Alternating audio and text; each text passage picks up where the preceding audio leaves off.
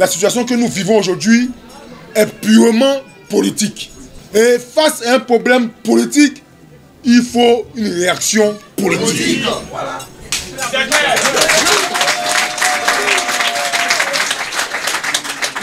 Tous ceux qui sont en train de parler que c'est le droit, nous sommes des hommes politiques. Nos avocats ont fini de faire le travail et ils ont démontré par A plus B que ce qui est en train d'être fait est purement politique.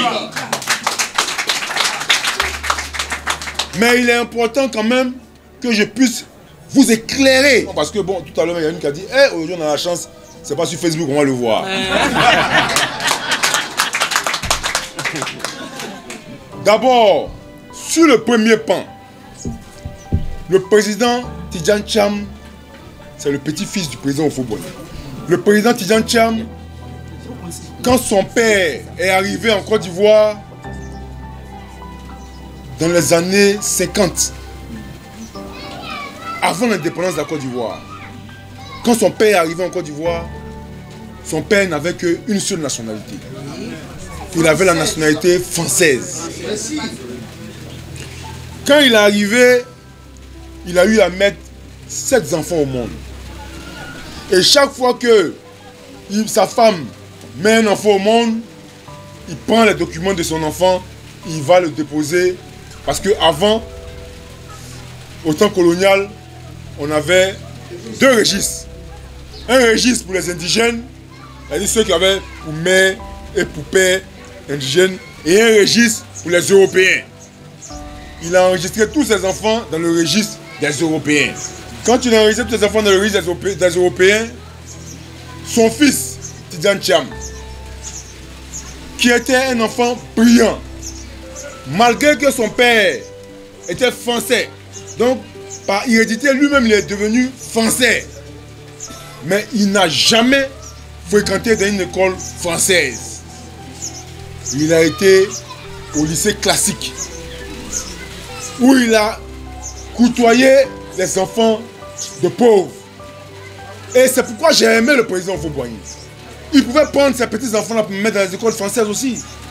Mais il savait que quand tu mets un enfant avec des enfants de tout le monde, ça fait que le fils là, si ça ne va pas à l'école, il viendra dire la vérité au président et le président prendra la mesure afin que tous les enfants puissent en bénéficier de l'État de Côte d'Ivoire. C'est ça un chef. Le président Tidjane Thiam est sorti major de sa promotion. Il est allé en France où il a étudié dans l'école des mines. C'est une école prestigieuse. C'est par concours on rentre dans cette école-là. Et dans cette école-là, il est rentré. Et il était le seul noir dans cette école-là. Où il n'y avait que des blancs. Seul noir dans cette école-là. On pouvait dire que non. Comme son grand-père Houphouët-Boigny, c'est pourquoi il est parti là-bas. Mais en étant là-bas, il est sorti major de sa promotion. Il est premier parmi tout le monde. Il est sorti premier. Une école comme ça, le président Tidjane Thiam, il a son grand-père qui est président de la République. Donc, il a un passeport diplomatique. Il va en France quand il veut, même sans visa. Parce que son grand-père était président de la République. Dans le temps, il n'y avait même pas de visa. Il prend l'avion, il arrive. Mais malgré ça, il était travailleur. Il a étudié. Donc la France a vu quelqu'un qui avait tous ses papiers dans ses mains. Ivoiriens, ils se sont jetés sur lui pour essayer de faire son truc de naturaliser français parce qu'il était une valeur sûre. Ils ont vu que c'était quelqu'un qui allait aller loin. Quelqu'un de renommé. Donc ils ont voulu vite s'accaparer à lui pour lui donner la nationalité française. Mais le président Tidjane Thiam n'est pas demandeur de la nationalité française. Par rapport à l'école où il est sorti, il donne, c'est-à-dire ceux qui viennent dans cette école-là, on leur donne la nationalité française dans l'optique que lorsqu'ils vont émerger, ils vont devenir des grands patrons de demain, comme il a été le grand patron, on puisse dire la France, la France, la France. C'est pourquoi ils l'ont naturalisé, mais il n'est pas demandeur. Donc, on demande aux gens qui disent que son père n'est pas ivoirien, là, qui a demander la nationalité française, là. Ils n'ont qu'à aller prouver Quelle demande? Parce qu'il faut s'asseoir pour faire une demande. Donc quand elle voit dans le registre de France là, où la demande manuscrite de Tcham a demandé à la nationalité française, ça n'existe pas. Ça n'existe pas. Et le président Tidjane Tcham a terminé son parcours professionnel avec brio. Et il a décidé de rentrer chez lui. Quand il a décidé de rentrer chez lui, il n'y avait pas de problème. Il est allé informer le président, ils ont informé le président de la République, Alassane Ouattara, et il a reçu son passeport ivoirien le 13 juin 2022. Il a reçu son passeport ivoirien. Et ce jour-là, il est allé à l'ambassade de Côte d'Ivoire avec l'ambassadeur Bandama. Ils ont marché ensemble, ils ont filmé. Il a eu à saluer ses frères ivoiriens, il a pris ses empreintes, ils lui ont fait photo. Et le 16 juin, c'est le 16 juin 2022, il a eu son passeport ivoirien. Il est rentré en Côte d'Ivoire. Quand il est rentré, il allait saluer le président Alassane Ouattara pour lui dire merci. Il allait saluer le président Gbagbo. Et il est venu saluer son père, président Henri Konan Bédié. Et à sa sortie d'audience, il a confirmé par A plus B qu'il est et il demeure PDCI RDA.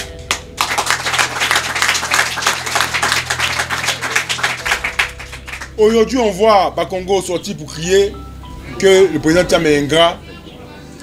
On lui a donné son passeport. Et puis, il vient. Hein, ce qui ne veut pas dire qu'il vient. On pensait qu'il allait venir au RDS, au PDCI va.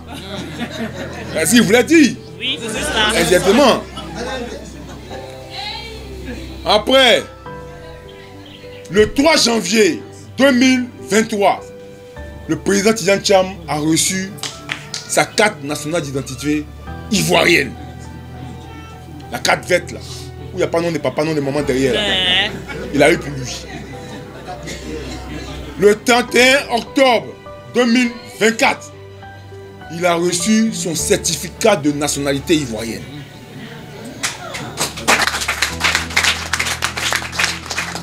Et c'est tous ces papiers là, il a pris et il est allé à la CEI pour se faire enrôler. La CEI a vérifié les papiers, elle a vu que c'était des papiers qui étaient vrais, authentiques. Et ils lui ont permis de s'enrôler. Quand il a fini de s'enrôler, tout le monde a vu l'enrôlement du président Tidjane Tcham, c'était médiatisé. Il a fini de s'enrôler et après, il y a le président Bédié qui est décédé. Il a pris les rênes du PDCI RDA. Même avant de prendre les rênes du PDCI RDA, nous tous on a vu ici comment il y a eu des gens qui ont jeté derrière, qui ont lancé une plainte contre le PDCI RDA pour ne pas que le congrès électif du PDCI RDA ait lieu à l'hôtel Ivoire. Parce que déjà depuis le début, ils savaient que ce gars-là allait leur créer des problèmes. Parce que nos frères du RDA là, eux ils consultent. Quand ils ont consulté là, le marabout a dit que voilà votre gars là. C'est lui là qui a vous enlevé.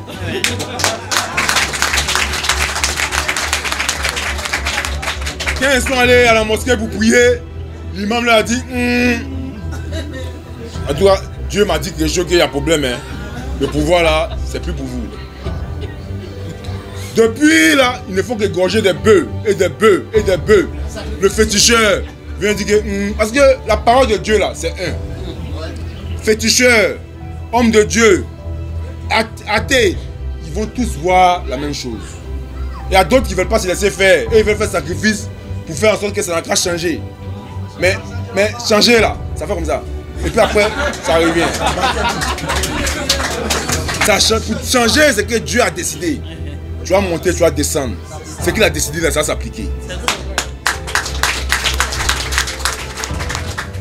Donc, il a fini de s'inscrire et on a eu les élections de PDCI RDA. Ils nous ont bloqués pour nous empêcher d'être, pour que l'élection ait lieu. Et il y a eu des tractations Et ceux qui ont porté plainte, on laissait tomber. Et on a eu à élire le président Tidjane Thiam comme président du PSCI-RDA. Et depuis qu'on l'a élu, les gens du RDA ont tiré le feu en main et nous ont laissé. Le président Tidjane Thiam a dirigé le PSCI-RDA pendant près de 12 mois, 15 mois aujourd'hui. Et par rapport au travail qu'ils ont eu à voir, par rapport à l'engouement qui est né, parce que vous savez, quand tu as la couverture de Dieu, tout ce que tu fais brille. Tout ce que tu poses comme acte a de l'écho. Même quand les gens veulent te dénigrer, les gens aiment ça. Parce que c'est Dieu qui est derrière toi. Pendant les 15 mois de la présidence du président Tidjane Thiam, il a été calomnié, dénigré. Ils ont tout créé comme activité pour essayer de faire en sorte que les Ivoiriens ne l'aiment plus. Mais au contraire, comme c'est des gens qui ne connaissent pas bien les Ivoiriens, cela a augmenté l'amour des Ivoiriens vis-à-vis d'eux. Et ils ont vu qu'ils n'ont plus d'issue. Ils n'ont plus d'issue, donc ils ont activé encore la justice. Ils ont cherché dans la justice et ils ont trouvé l'article 48. Il faut que vous compreniez le problème de l'article 48. L'article 48 là ne touche en aucun cas le président Tidjane Thiam. Jamais. Parce que le président Tidjane Thiam est né français. Et je vous explique tout à l'heure, sa naturalisation qui a eu lieu, il ne l'a pas demandé. Les Français lui ont donné. Donc, quelqu'un qui est né français, qui vient lui donner notre nationalité, ça n'annule pas sa naissance. Mais, malgré le fait qu'il n'est pas concerné par cet article-là, il a tenu à combattre ceux qui veulent utiliser cet article-là pour arracher la nationalité ivoirienne aux autres Ivoiriens. Il a décidé de dire à ses avocats de faire en sorte que cet article-là, il faut qu'on respecte la procédure avant l'utilisation de cet article-là. L'article 48, cet article dit que tout Ivoirien qui prend notre nationalité perd la nationalité ivoirienne. Mais ce qu'ils ne disent pas, et pourquoi le président Tidjane Thiam demande à ses avocats de défendre cela? Parce que beaucoup d'Ivoiriens qui sont à l'étranger, et il y en a des millions qui sont à l'étranger, et à l'étranger, ils ont tous eu la nationalité de l'étranger. Et ces derniers-là, quand ils ont un peu d'argent, ils viennent acheter des terrains, ils viennent acheter des maisons, ils viennent acheter des biens dans leur pays. Et quand ils viennent investir, ils écrivent dans le document d'achat du bien qu'ils s'identifient comme des Ivoiriens. Et à partir du moment où on va remettre en cause leur nationalité, parce qu'ils ont pris notre nationalité, ça veut dire qu'on remet en cause tous les biens qu'ils ont eu à acquérir ici en Côte d'Ivoire. Donc on ne peut pas rester là les bras croisés pour faire en sorte que ces millions d'Ivoiriens là soient expropriés de leurs biens. C'est pourquoi la loi a été claire. Avant qu'on puisse démettre un Ivoirien de sa nationalité, il y a une seule personne. Et une seule personne. Il faut aller se plaindre chez le procureur de la République. Et c'est le procureur de la République qui va commencer le processus pour faire en sorte que la personne puisse perdre ou non sa nationalité. C'est une procédure qui est longue. Mais comme il savait que cette procédure-là allait être tellement longue que le temps que ça finisse, le président Tidjane Thiam allait être président de la République.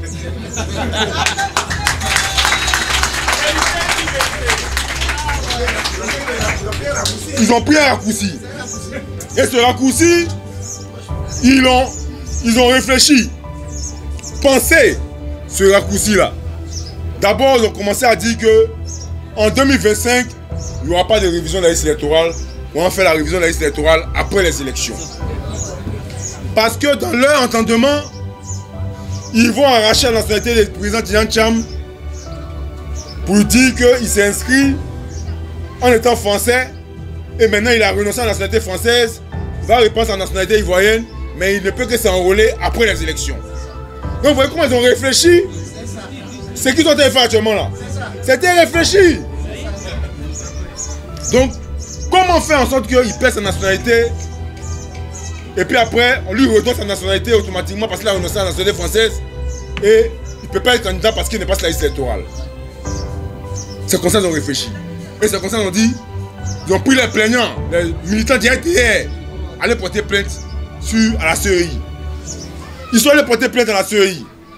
Le président de la CEI leur a dit que lui, le président de la CEI, pour que Tcham puisse s'inscrire sur la liste électorale, là, il a envoyé son passeport. Authentique. Il a envoyé son certificat de nationalité. Authentique. Il a envoyé sa carte nationale d'identité. Authentique.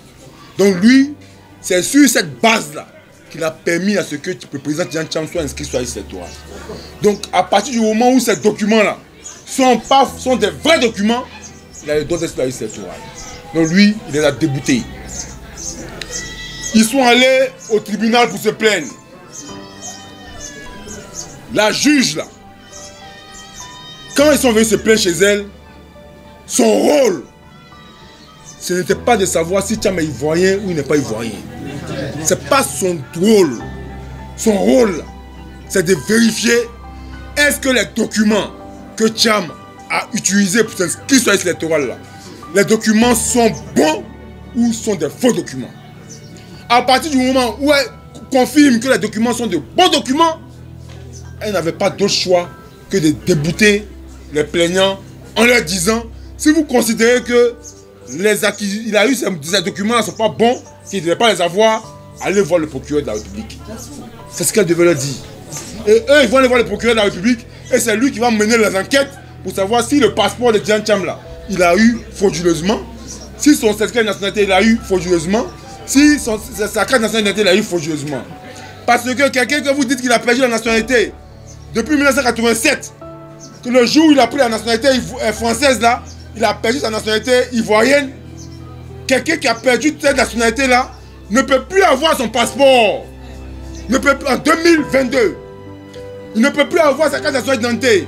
En 2023, et on ne peut plus lui attribuer un certificat de nationalité en 2024. Parce que vous dites que c'est en 1987 qu'il a eu la nationalité française. Donc, ça veut dire que vous-même, vous n'êtes pas cohérent. Ça veut dire qu'en réalité, ce n'est pas le problème de la nationalité de Thiam qui vous dérange. Le problème, c'est que c'est le candidat Thiam qui vous dérange.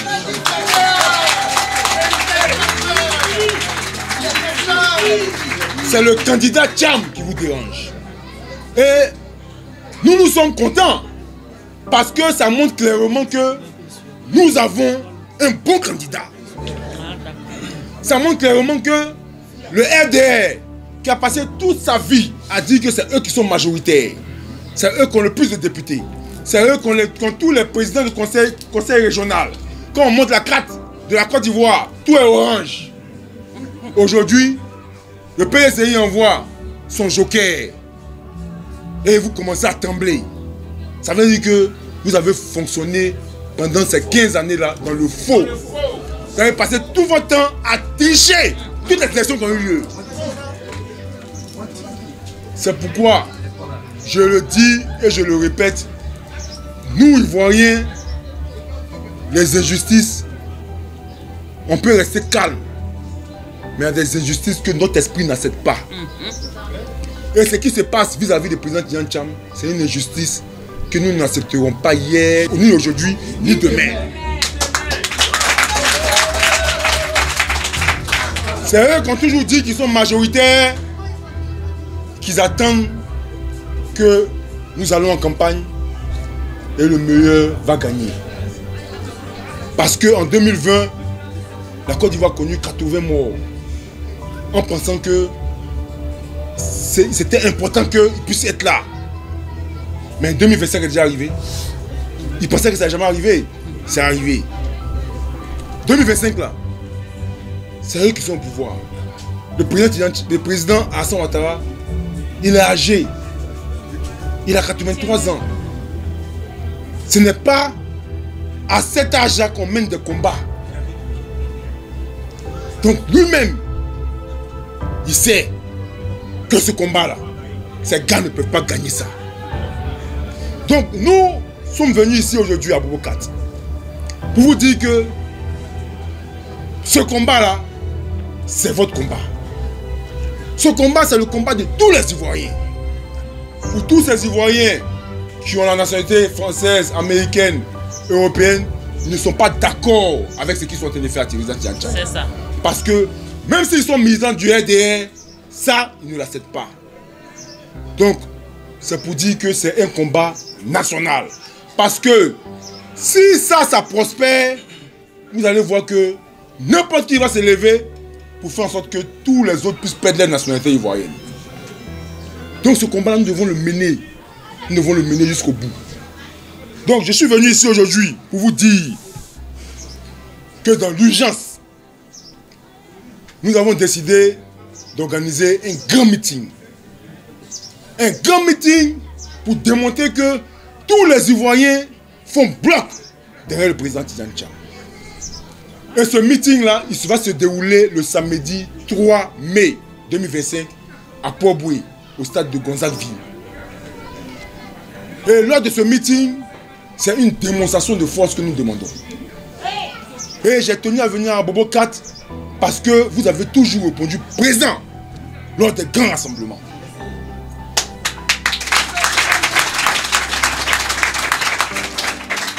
Donc j'ai tenu à venir vous le dire moi-même personnellement. Que ce meeting-là, il faudrait que toute cette zone-là se vide. Que nous nous organisons pour inonder Port-Boué. Pour inonder Port-Boué. Parce que le président Alassane Ouattara, là, il est dans une bulle. Et les gens qui sont autour de lui, là, sont en train de lui mentir. Et c'est à nous, peuple Côte d'Ivoire, de lui démontrer que Tidiane Tcham, là, il y a un Moïse derrière lui. Nous sommes à 2 doigts de récupérer le pouvoir d'État. Nous sommes à 2 doigts avec quelqu'un qui a la volonté de servir le peuple ivoirien et non se servir. Qui a la volonté de permettre à tous les enfants de pauvres, les mamans, les papas, de bénéficier, que tout le monde soit sur le même pied d'égalité et avoir les mêmes chances comme avant. C'est pour ça. Il est important qu'on puisse enlever ces gens-là autour du pouvoir parce que c'est ce petit clan-là qui fatigue tout le monde. Et nous avons demandé une seule chose, c'est d'aller aux élections et voter. Mais tellement qu'ils savent qu'ils ont fait du mal aux Ivoiriens et qu'ils s'amusent à mettre Tidiane, ils vont perdre lamentablement. Mais ça dépend de nous. Soit on les laisse prospérer dans du n'importe quoi, ce qu'ils sont en train de faire là, ou soit on prend nos responsabilités et on leur demande qu'en aucun cas ils peuvent changer la candidature de Tidiane Tcham. On veut aller aux élections pour faire une campagne et le meilleur gagne. Mais comme ils savent que cette fois-ci là, c'est sûr et certain qu'ils vont perdre, ils vont créer le désordre. Mais comme Alpha Blondy a dit, bon, ils ont créé là, ils vont